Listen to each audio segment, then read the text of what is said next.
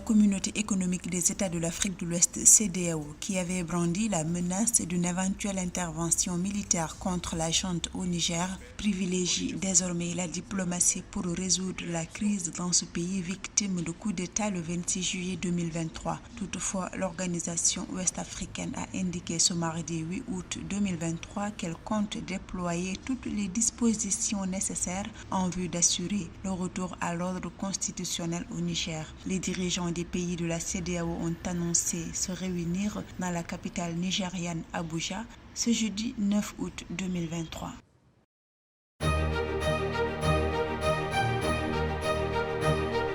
Au Ghana, le projet de lithium de la mine Ewoya entrera en production au troisième trimestre 2024 selon ses responsables. Il s'agit de la première mine productrice de lithium au Ghana, avec des ressources minérales estimées à 35,3 millions de tonnes. Cette mine devrait avoir une durée de vie de 12,5 ans. Les revenus sont estimés à 4,84 milliards de dollars pour un investissement initial de 125 millions de dollars.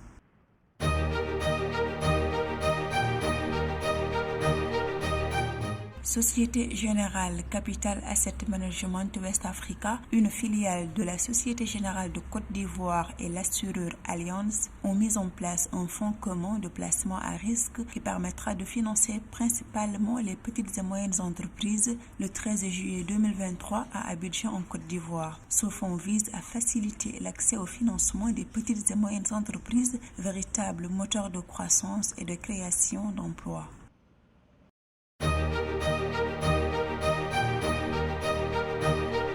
Dans le but de redéfinir le paysage financier numérique dans l'Union économique et monétaire ouest-africaine UEMOA, en favorisant l'inclusion financière, l'innovation, FinTech et l'amélioration de l'expérience client, GIM UEMOA et PaySky ont signé un accord pour révolutionner les services financiers dans l'UEMOA lundi 7 août 2023. Cet accord englobe 5 services essentiels à travers 8 pays, 133 banques, 500 services financiers décentralisés, 40 émetteurs de monnaie électrique et 180 fintech.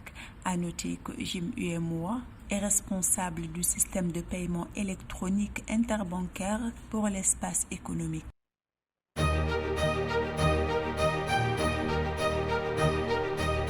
Le gouvernement burkinabé envisage l'introduction de l'enseignement du code de la route dès l'école primaire. À travers cette mesure, l'exécutif met l'accent sur la sécurité routière au Burkina Faso afin de pallier le problème de l'insécurité routière. Selon les autorités burkinabées, l'insécurité routière qui touche principalement la jeunesse coûte très cher au pays.